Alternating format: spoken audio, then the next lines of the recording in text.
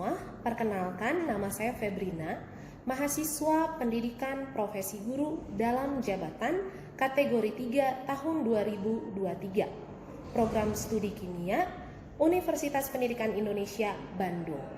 Saya mengajar mata pelajaran kimia. Kali ini saya akan melaksanakan uji kinerja di SMA BPK Penabur Holis kelas 11B IPA dengan materi titrasi asam basa. Selamat menyaksikan Bapak Ibu penguji. Raise a cup up for all my day ones. Two middle fingers for the haters. Life's only getting greater. Straight up from nothing we go. Berdiri. Beri salam. Selamat pagi, Bu. Ya, selamat pagi anak-anak 11B, silakan duduk. Bagaimana ini kabarnya semua? Sehat? Sehat, puji Tuhan. Puji Tuhan, sehat semua. Ya, hari ini masuk semua? Sudah hadir Nadia. Oh, Nadia, sakit atau sakit ya? Coba kita lihat antusiasnya dulu ya, kan ini masih pagi-pagi. Coba kalau misalnya aku bilang selamat pagi, kalian bilang pagi gitu ya. Coba ya. Selamat pagi anak-anak. Pagi. Yang semangat ini. Coba sekali lagi. Selamat pagi anak-anak. Sebelum kita melakukan aktivitas kita, pembelajaran kita hari ini, kita akan memulainya di dalam doa. Kita berdoa menurut keyakinan dan kepercayaan masing-masing ya. Mari kita berdoa. Selesai. Ya, hari ini kita akan belajar tentang titrasi asam basa. Jadi ini masih kelanjutan pertemuan kita yang lalu ya. Kita lihat dulu. Apakah kalian masih mengingat dan mulai paham tentang materi kita sebelumnya? Coba. Nanti kalau yang bisa boleh mengacungkan tangannya ya. Jawablah dengan sejelas mungkin. Percaya diri pasti bisa. Kalaupun ada sedikit-sedikit salah itu nggak masalah. Ya, nanti kita perbaiki bersama-sama. Coba ada tidak yang masih ingat perbedaan titran dengan titrat? Titran sama titrat. Joce masih ingat?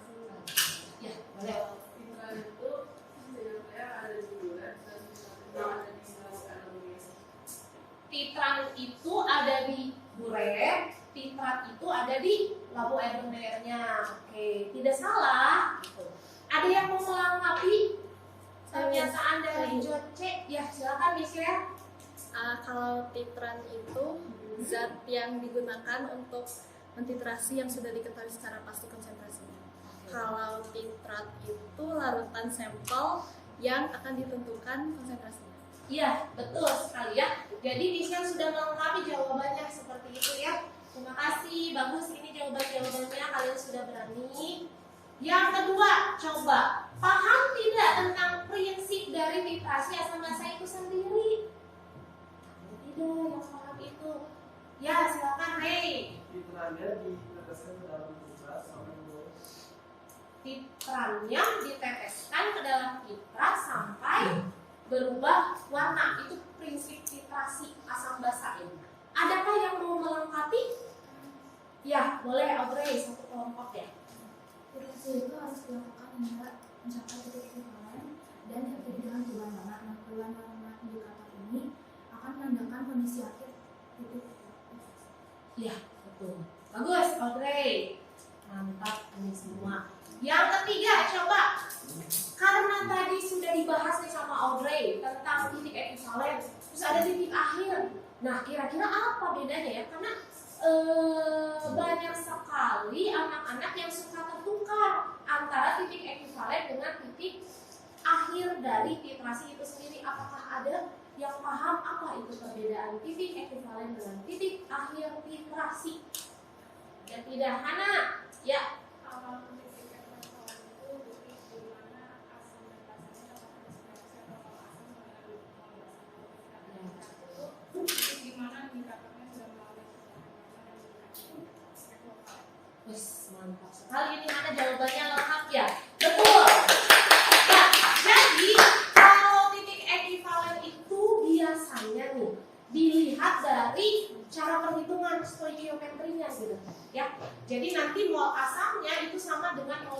titrasinya. Disitulah bisa dilihat titik ekivalen.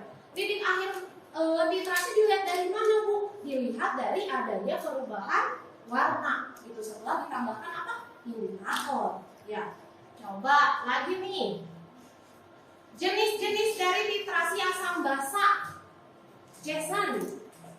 Divisi ada 4. Yang pertama tuh ada asam kuat dengan basa kuat. Yang kedua ada asam lemah sama basa kuat. Yang ketiga ada asam kuat sama basa lemah. Kemudian terakhir asam lemah sama basa lemah. Iya, betul ya. Ada 4 sebenarnya. Itu sepertinya bisa ya. Ya, oke.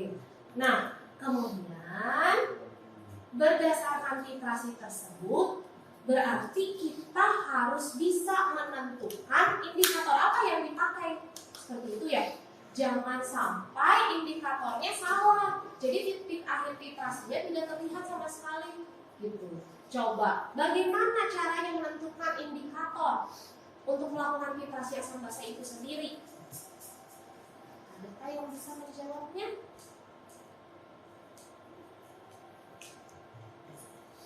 Coba Edward, bagaimana cara menentukan indikator yang tepat? Dilihat dari apa namanya titik si larutannya. Titik si larutannya, titik apa ya? Tadi lupa namanya. Coba ada yang bisa bantu Edward? Bagaimana cara menentukan? Oh, ini pakai indikatornya ini nih, yang ini pakai indikatornya ini. Nah, dilihat dari pH-nya. Ya, jadi kan suatu indikator itu pasti mempunyai trayek pH tertentu, bukan begitu? Betul. Iya. Jadi kalau misalnya kita sudah tahu, oh pH-nya sekian, biasanya itu dari kurva titrasi. Tapi hari ini kita tidak bahas kurva titrasi ya. Nah, jadi seperti itu. Coba pertanyaan terakhir mengenai indikator tadi itu. Kita lihat di sini ya. Diketahui ada 4 indikator dengan trayek pH tertentu, perubahan warna tertentu. Ada kuning menjadi biru, merah menjadi kuning, kuning menjadi biru, tidak berwarna menjadi merah dengan trayek pH tertentu. Nah, perubahan warna setiap indikator dalam larutan asam dengan pH sebesar 4. Nah, ini udah diketahui nih.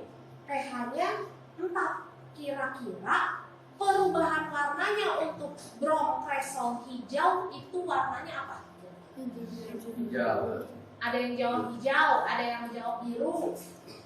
Coba Valeri, warnanya kira-kira apa ya? Kalau dengan bromkresol hijau dengan pH 4.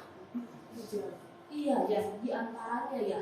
Itu. Kalau metil merah, coba Ibu tunjuk Yeli. Merah. Oke, betul, karena belum mencapai trayek pH-nya ya. Kemudian untuk bromtimol biru, coba Edward lagi. Kuning. Kuning, betul tidak kuning? Betul. Ya, karena belum mencapai pH-nya, trayek pH-nya. Feroktalin tidak berwarna, betul Adrian. Seperti itu ya. Sepertinya ini sudah mulai paham tentang penggunaan indikator. Oke, baiklah. Yuk kita bahas dulu tentang manfaat titrasi asam basa di dalam kehidupan sehari-hari. Pasti di sini ada yang mamahnya suka bersih-bersih kamar mandi. Atau kalian, mungkin si Jason bersih-bersih kamar mandi ya di dalam mamahnya. Nah biasanya salah satunya sebutnya kayak pakai prospek biasanya. Nah prospek ini sendiri mengandung HCl ya. Nanti ada kadarnya berapa persen nih HCl-nya, itulah yang bisa membersihkan porselen gitu ya. Terus ada juga urea, kadarnya sekian. Kemudian ada cuka, ini Ibu punya cuka juga di sini contohnya. Di sini selalu tertulis kadarnya sekian persen. Untuk kalau cuka itu apa nama kimianya? Nama senyawanya? Asam asetat. Di sini pasti tertera asam asetatnya berapa persen gitu ya. Oke. Nah, seperti itu manfaat titrasi asam basa. Jadi untuk menguji kadarnya berapa sih di dalam sampel tersebut, gitu ya. Nah, sekarang kita lihat indikator pencapaian kompetensi. Untuk kompetensi dasarnya dari pengetahuan dan keterampilan adalah menentukan konsentrasi atau kadar asam atau basa berdasarkan data hasil titrasi asam basa yang akan kalian lakukan hari ini. Lalu untuk keterampilannya adalah merancang, melakukan, menyimpulkan, dan menyajikan, yaitu dengan presentasi singkat nanti. Tujuan pembelajaran hari ini apa saja? Melalui model pembelajaran problem based learning atau PBL dengan praktikum dan diskusi kelompok, peserta didik diharapkan memiliki sikap ilmiah, yaitu yang akan dinilai hari ini ya adalah ketelitian dan kejujuran. Apa saja ciri-cirinya? Ciri-cirinya yang akan dinilai adalah untuk ketelitian, kalian teliti dalam melakukan pengamatan, mencatat data, mendeskripsikan hasil pengamatan, menyimpulkan hasil pengamatannya. Lalu kejujurannya seperti apa ciri-cirinya? Ciri-cirinya adalah jujur dalam melakukan pengamatan, kemudian mencatat datanya tidak dimanipulasi, kemudian mendeskripsikan hasil pengamatan dan menyimpulkan hasil pengamatan. Lalu peserta didik diharapkan untuk merumuskan masalah beserta hipotesisnya dari suatu permasalahan yang akan ibu angkat hari ini yang berhubungan dengan titrasi asam basa. Lalu menentukan indikator yang tepat untuk digunakan saat titrasi asam basa, menghitung kadar, kemudian kalian nanti menghitung kadarnya akan dibimbing oleh ibu ya nanti di tengah-tengah praktikum kalian itu. Lalu kalian juga diharapkan dapat merancang percobaan titrasi asam basa, melakukan percobaan asam basa, menyimpulkan hasil percobaan dan menyajikannya, ya. Dan ini adalah kegiatan di hari ini, ya. Untuk kegiatan di hari ini, kalian bisa mengisi Google Form tentang penilaian diri kalian, ya, sepanjang pembelajaran ini, ya. Boleh di scan barcode-nya sekarang, nanti kalian tinggal masuk. Di akhir pembelajaran, ibu berharap penilaian diri ini sudah selesai ya. Oke.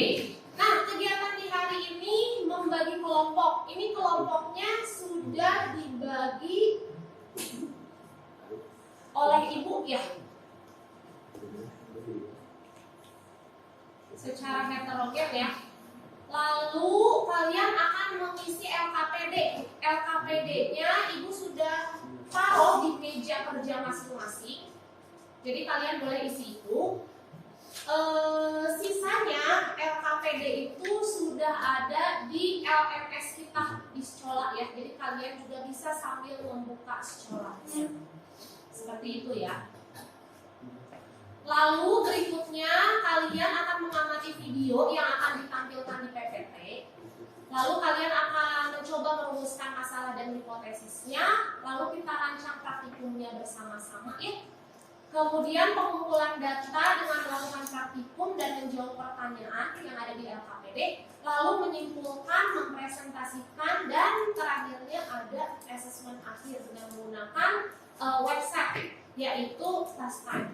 Ya, seperti itu. Paham anak-anak apa yang akan kita lakukan hari ini ya? Oke, bisa ya, bisa ya? Bisa dong. Pembagian kelompoknya seperti ini ya, sudah sesuai duduknya dengan kelompok? Sudah ya? Oke. Mari kita memulai dengan menonton video. Kalian boleh simak video berikut. Mantap. Ya. Mantap. Mulutnya asam itu. Iya.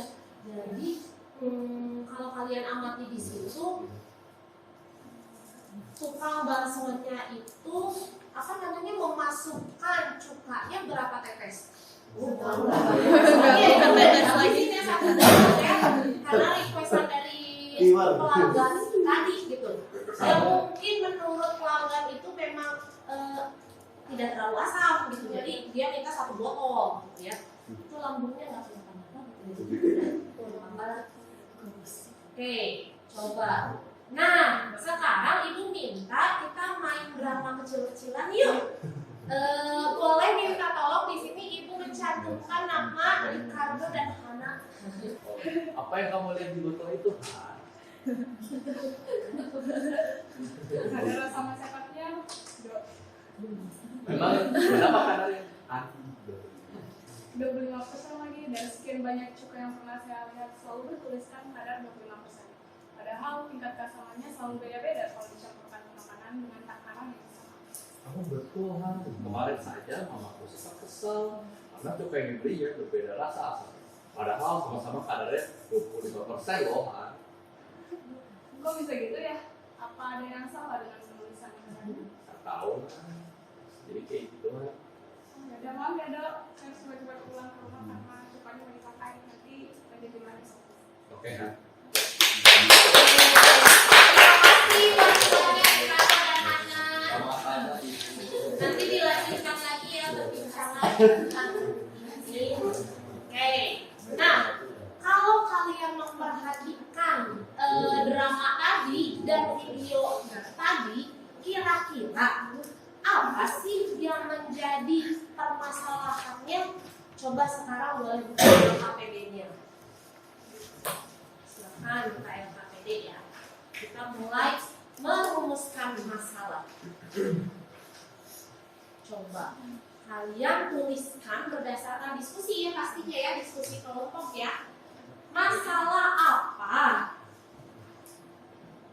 Dan masalahnya tuh bagaimana yang kalian temukan dari percakapan antara Hana dan Ricardo tadi? Gitu. Coba kemukakan masalah tersebut di dalam suatu bentuk pertanyaan. Nah, setelah itu kalian coba buat hipotesisnya. Ya. Kira-kira jawaban dari permasalahan itu seperti apa? Coba diskusi satu kelompok.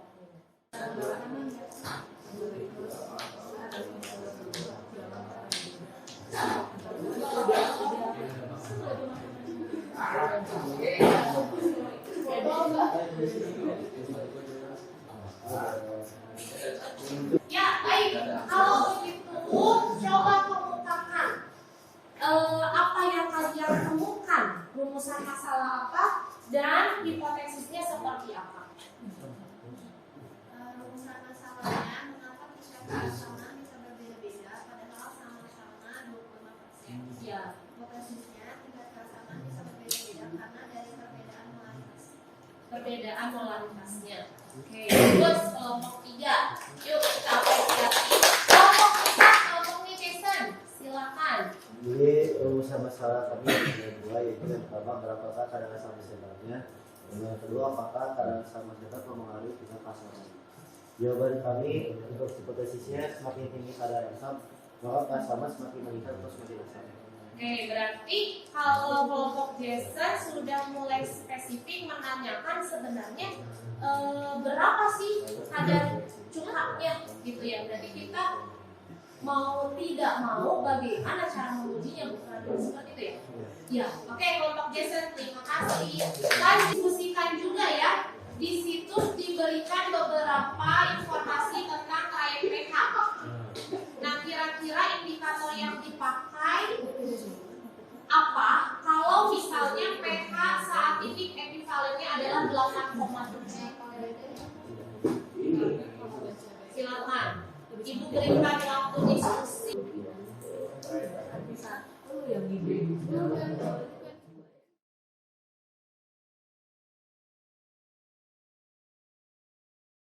Siapa yang mau berpendapat titrat yang digunakannya apa? Titratnya apa? Asalnya biasa. 4. Jadi Ini Adrian. titrat yang dipakai itu NaOH, terus titrat yang dipakai itu CH3COOH. CH3COOH yang akan kita uji ya. Untuk NaOH-nya berarti sudah diketahui konsentrasi. Bisa diuji itu. Apakah sama semuanya? Sama ya? Baik. Berarti sudah mulai paham. Nah, untuk indikatornya yang digunakan, kalau itu dulu cuman gak jadi, jadinya pakai fenomenal ya kan dia belum nyampe ekologi jadi nggak kelihatan. Iya, jadi tidak terlihat nanti perubahan warnanya ya. Kira-kira alatnya apa saja yang digunakan sambil ditulis di RKPD ya? Oke, statif. Lalu rem. Lalu ya pasti buletnya ya. Lalu Pipet kondom. Gelas kimia. Botol semprot. Botol semprot. Pipet tetes.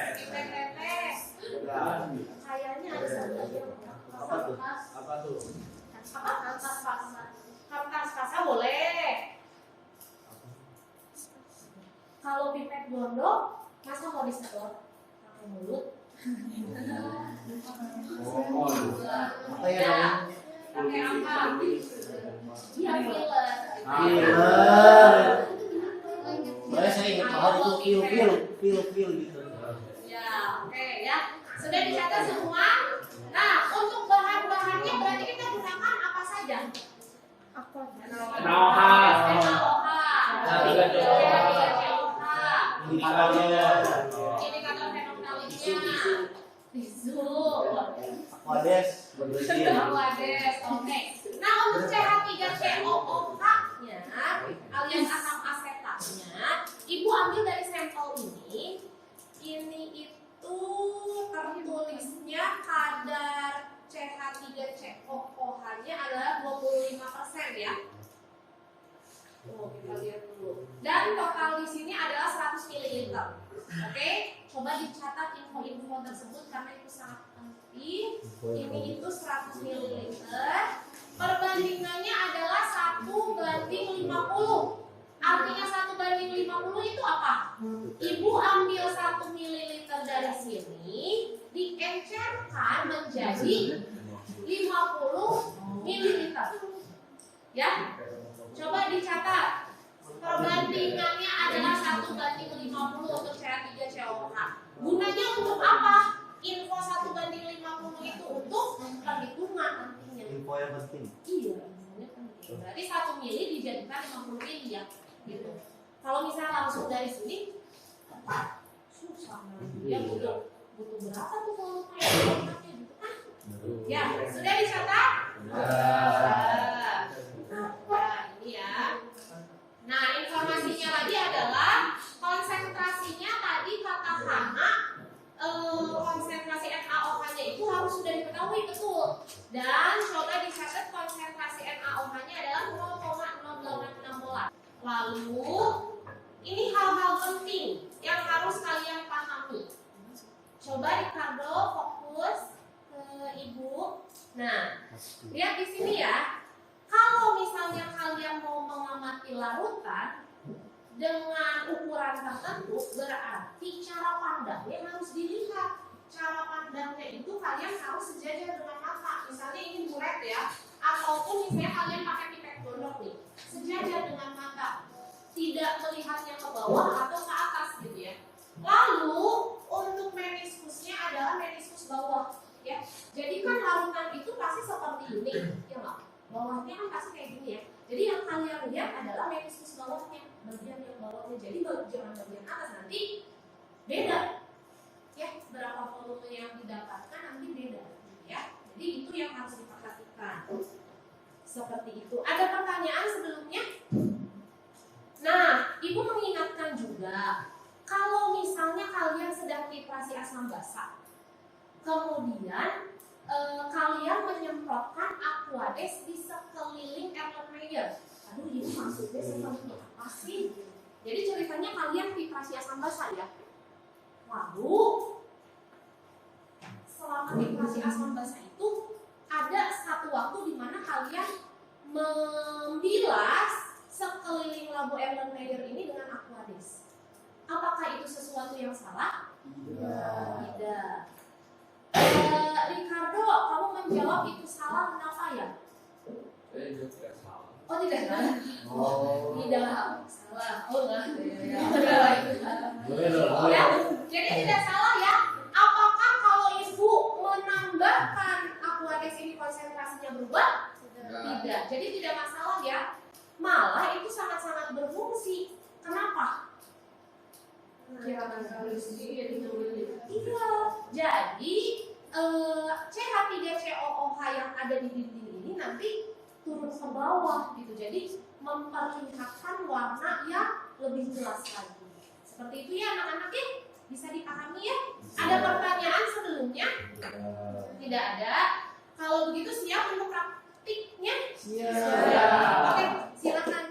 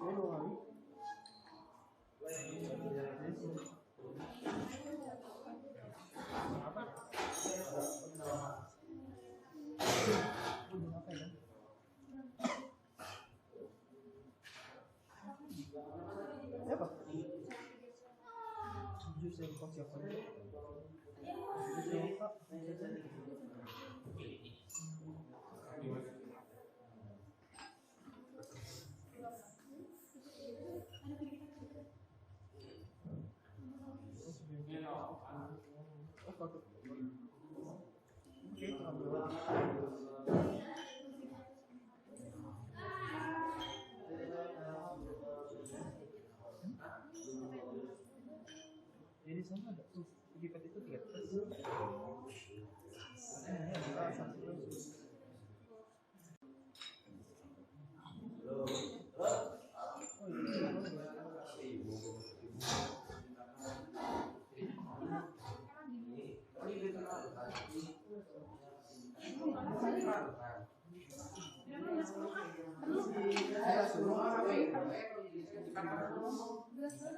Itu mah kayaknya cuma mau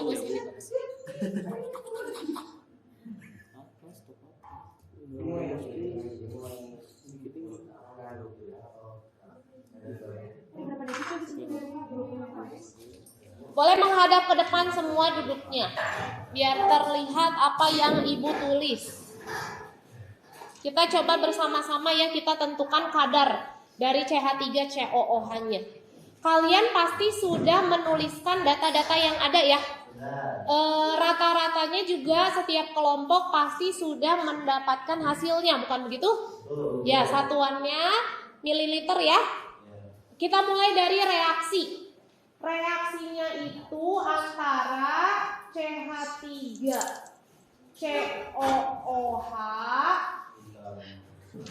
ditambah, ya betul, ditambah NaOH menjadi apa?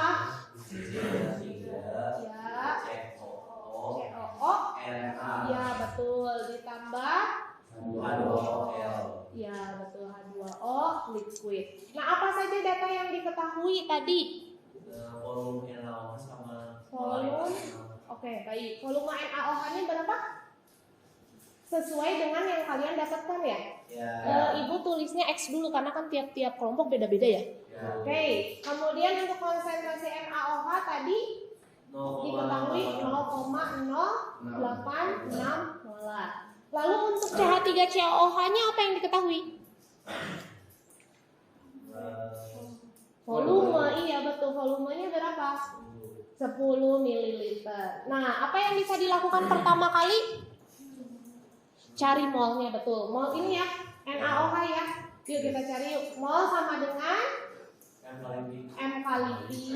Kita pakai mililiter aja, berarti nanti ini satuannya milimol. Berarti ini jadi 0,086 X milimol.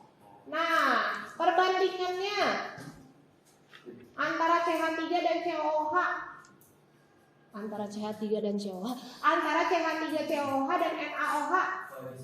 Iya, 1:1. Berarti kalau di sini 0,086 X milimol, maka mol CH3COOH-nya berapa?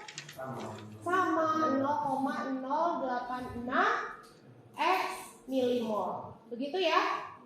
Nah, dari sini apalagi langkah yang bisa diketahui?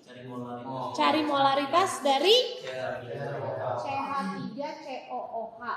Yuk, molaritasnya di sini berarti ya? Molaritasnya adalah mol per volume, berarti nanti kalian bisa cari sendiri hasilnya berapa. Sudah?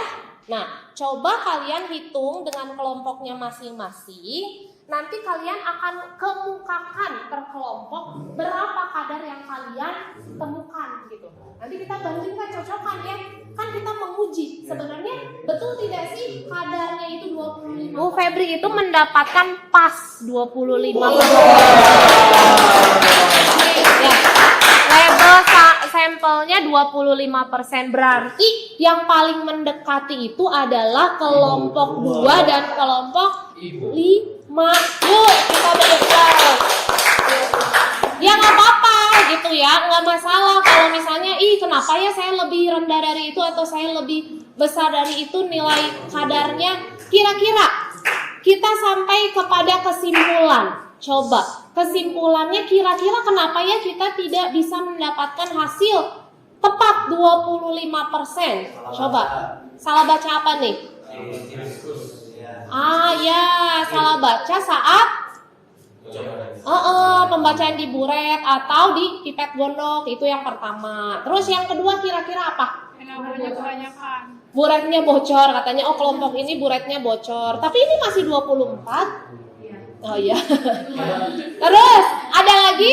NaOH-nya kebanyakan jadi pink banget. Oh iya. Mungkin berarti kalau NaOH-nya kebanyakan berarti maksudnya apa? Sudah lewat titik akhir titrasi. Bagus. Ada lagi? Indikatornya kebanyakan. Indikatornya kebanyakan ya, bisa jadi. Tapi kalau misalnya hanya 2 tetes 3 tetes itu tidak masalah sih. Ya. Oke.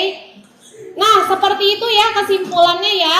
Jadi sebenarnya sih sampel yang ibu gunakan ini berarti benar merek ini tuh. Ya, benar dia mengeluarkan tepat seperti apa yang dia tulis. Seperti itu ya anak-anak ya.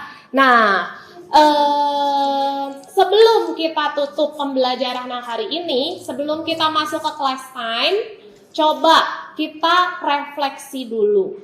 Apakah pembelajaran ini cukup kalian bisa ikuti dengan baik? Bisa. Bagaimana perasaan kalian setelah mengikutinya? Oh, senangnya sampai seneng gitu ya. Kayak terasa. Capek ya? Capek. Ya panas ya. Oke, baiklah. Ya, kalau begitu kita masuk kepada assessment akhir. Ya, boleh buka class time-nya di handphone masing-masing ya. Di sini sudah ada linknya, kodenya bisa terlihat di depan sini ya. Sambil ibu menunjukkan nanti siapa saja yang sudah mengisi. Oke, sudah selesai semuanya. Kita akan tutup pembelajaran hari ini ya. Kalau misalnya ada yang belum selesai mencuci nanti dilanjutkan. Kalau yang sudah boleh kembali istirahat ya. Oke, kalau gitu kita tutup dalam doa. Yuk, sikap yang baik dalam berdoa. Kita berdoa menurut kepercayaan dan keyakinan kita masing-masing. Mari kita berdoa. Selesai. Terima kasih semuanya. Silakan.